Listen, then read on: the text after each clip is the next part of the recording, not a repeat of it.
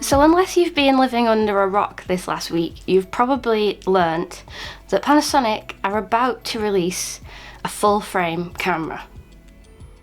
Of course, it's just rumours at this point, but it's one of those rumours that seems to have been leaked by official sources to gain hype. My favourite kind of rumours. A lot of people have been concerned and curious, and I wanted to address some of those questions and my thoughts now. First of all, do I believe that if Panasonic bring out a full-frame camera, that Micro Four Thirds will die? Yes and no. And I know that's a scary answer. If Panasonic bring out the full-frame camera as their flagship, there will quite obviously be less motivation to make high-end Micro Four Thirds cameras. But that being said, the GH series, particularly the 4 and the 5 and the 2, were absolutely iconic. The best cameras on the market for what they did, which was more video-centric. I don't see Panasonic giving that up anytime soon, especially given the vast number of people that are already invested in the Micro Four Thirds system. What I'd like to see happen is the flagship of every year or every other year would be a full frame offering and a Micro Four Thirds offering, and then keep the more budget Micro Four Thirds cameras alive as well, and the lenses. Kind of a precedent for that with other brands, because a lot of brands have a full frame option and an ASPC, so this is relatively similar. So I'm crossing my fingers on this front. I think production will continue unless the full frame one does everything that the GH5 can do. Well, no, even if it does everything the GH5 can do, it's still going to take loads of time for them to get enough lenses in the market, and it might budget out a lot of people as well. So I think even if it's a wild success, we still have several more years, hopefully at least another decade, of Micro Four Thirds still being current. I hope. What would I like to see from Panasonic's full frame offering? I have a long list. First of all, just as a little stab at the competitors, it needs dual SD slots. Oh my god, what are you guys thinking? Dual SD slots. In fact, basically, I would be very happy if it looked identical to the GH5 or the G9, they're both very pretty. Well, pretty's a strong word. They're both very serviceable, and just have the full frame elements inside. That would be ideal.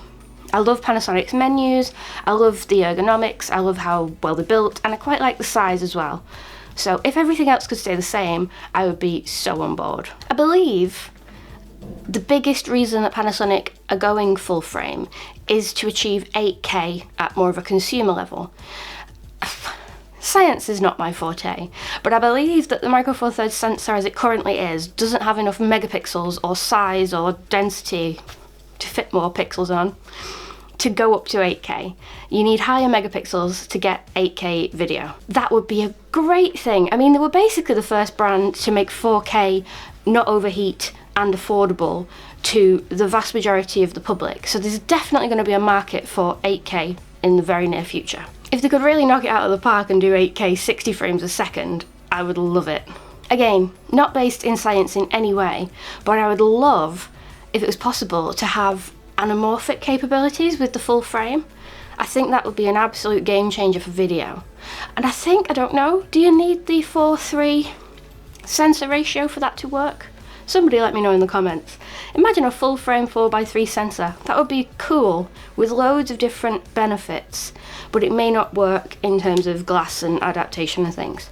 So anamorphic would be an awesome feature to add to the new full frame beast. Another one, which is a point of contention on many forums, and is also most likely impossible, is I would dream of having a crop mode so that the sensor would accept my existing Micro Four Thirds lenses.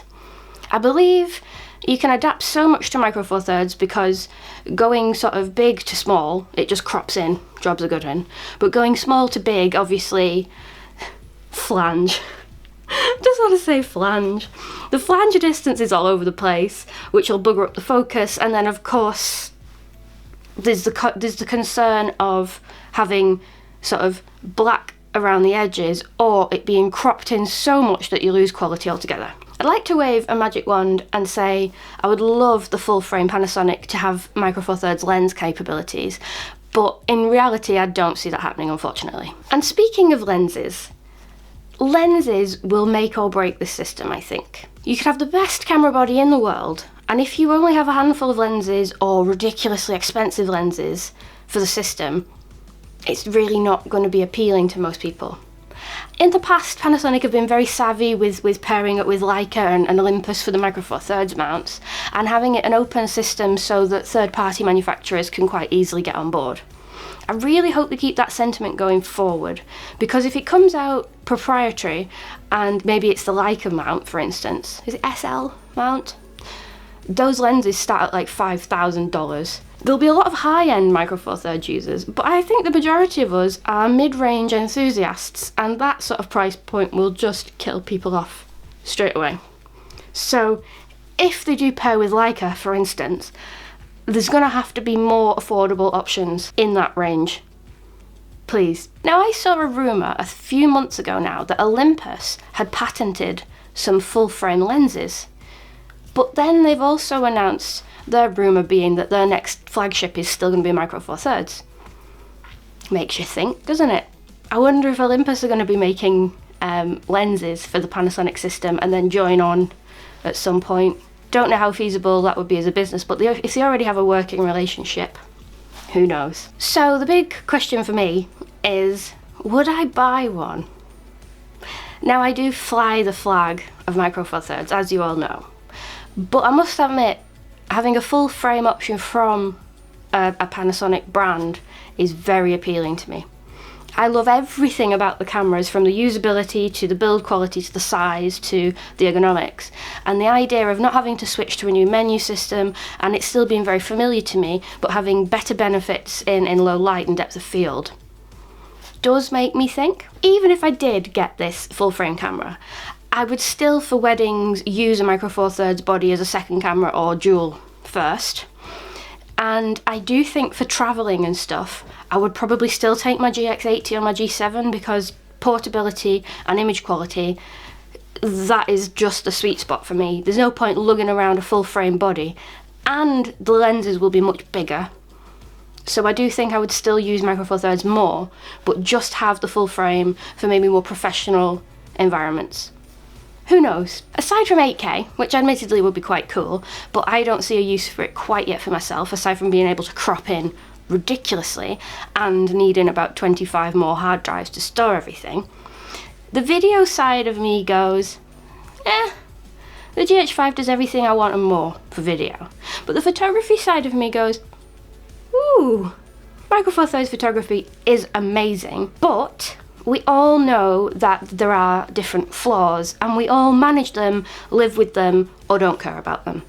So I am kind of intrigued as to what this new camera will offer. As a complete aside, I did think that something like this was in the works, because I found the G9 to be a bit meh.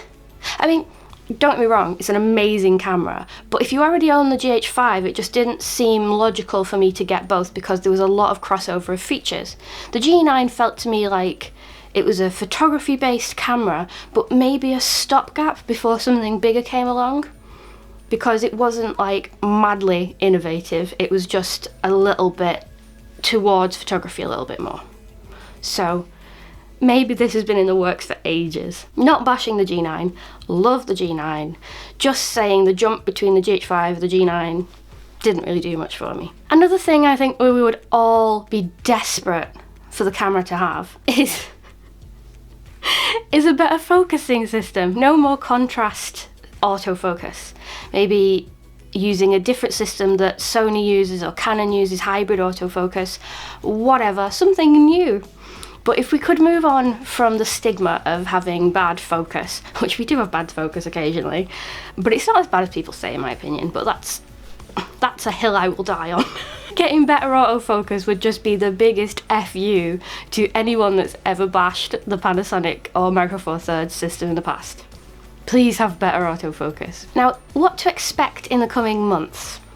If the GH5 is a model to go by, they released a khaki fake prototype at Photokina and some of the specs, and then around January time they released the full specs, and then March it was available for pre-order. So if this new camera is sort of really revealed at Photokina, we could be looking at as early as March getting it in our hands. Incidentally, my wedding anniversary is the 25th of September, and that's when it's getting announced. And then my birthday is the 12th of March. So really, it's the cosmos telling me I need to buy one, isn't it? As such a gadget addict. So there we go, my thoughts and feelings. Even if the full frame takes off, I don't see the end of Micro Four Thirds anytime soon. However, feasibly, in the long run, full frame mirrorless does seem to be the way that it's going. So I do think we have a an expiry date on our system, but I do still think it's way on the horizon. And also, right, even if tomorrow nobody brought out any more Micro Four Thirds gear, we still have amazing lenses, cameras. Some of us don't even care about getting the latest or greatest cameras. I love my GH2, which is old now. You know, no one's going to click the fingers and magic the technology away from us. We will always be able to use it and geek out about it regardless. And I do think a lot of third-party manufacturers will always produce lenses because there are that many bodies in the market, it would be stupid not to. I think, depending on the spec, I'm going to keep a very close eye on it, but I may have to buy one for science. So what are your thoughts and feelings on this camera? Let me know below, and feel free to fix any of my faux pas, as I tend to have them quite regularly, and I shall see you in the comments for a chat.